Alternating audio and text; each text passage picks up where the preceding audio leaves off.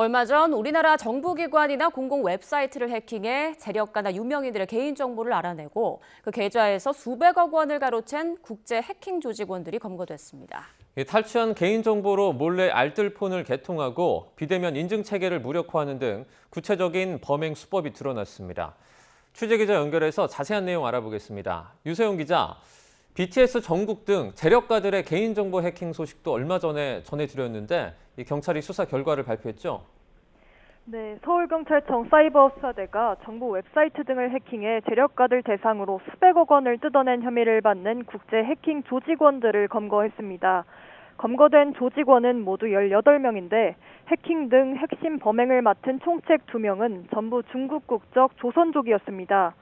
이들은 2023년 7월부터 지난 4월까지 여러 공공 민간 웹사이트를 해킹해 개인, 금융 인증 정보를 탈취해 수백억 원을 가로챈 혐의를 받습니다. 피해자 대부분은 사회적으로 저명한 재력가로 일당은 16명으로부터 390억 원을 뜯어냈고 10명으로부터 250억 원을 가로채려다 미수에 그친 거로 파악됐습니다.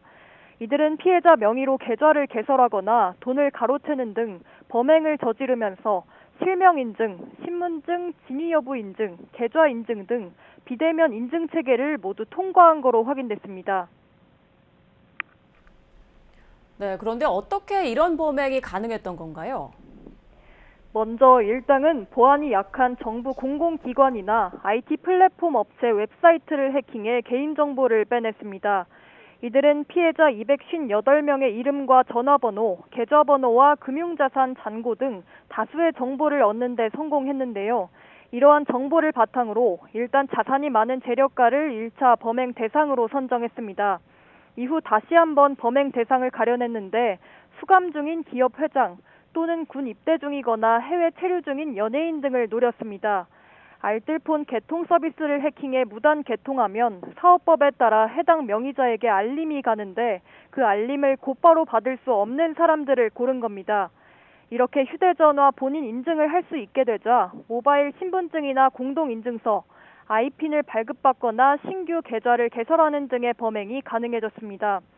이들 일당은 피해자 명의로 OTP 무단 발급까지 해 이체 한도를 일일에 5억까지 높이기도 한 거로 조사됐습니다. 해킹 대상이 됐던 취약한 기관들에 대한 조치는 이루어졌습니까? 네, 경찰은 공공과 민간기관 22곳에 취약점 24가지를 발견했다고 밝혔는데요. 비밀번호 오류 제한 횟수가 정해져 있지 않았던 사이트 등입니다. 경찰은 해당 기관들의 문제점을 통보하고 보안 개선 조치를 마쳤다고 말했습니다. 또 범행이 적발된 뒤인 지난해 5월 이후로는 피해 사실이 접수되지 않았다고 밝혔습니다. 그러면서 수사를 통해 확인된 보안 취약 요소는 개선됐지만 휴대전화 비대면 개통 절차 등에 잠재된 보안 취약 요소가 있을 수 있는 만큼 더욱 철저한 점검이 필요하다고 강조했습니다. 경찰은 또 본인 명의로 개통된 휴대전화나 금융거래 내역을 수시로 확인해 알 수 없는 기록이 발견되면 즉시 신고하는 등 개인정보 보안 수칙을 생활 속에서 꾸준히 실천해달라고 당부했습니다. 지금까지 사회부에서 전해드렸습니다.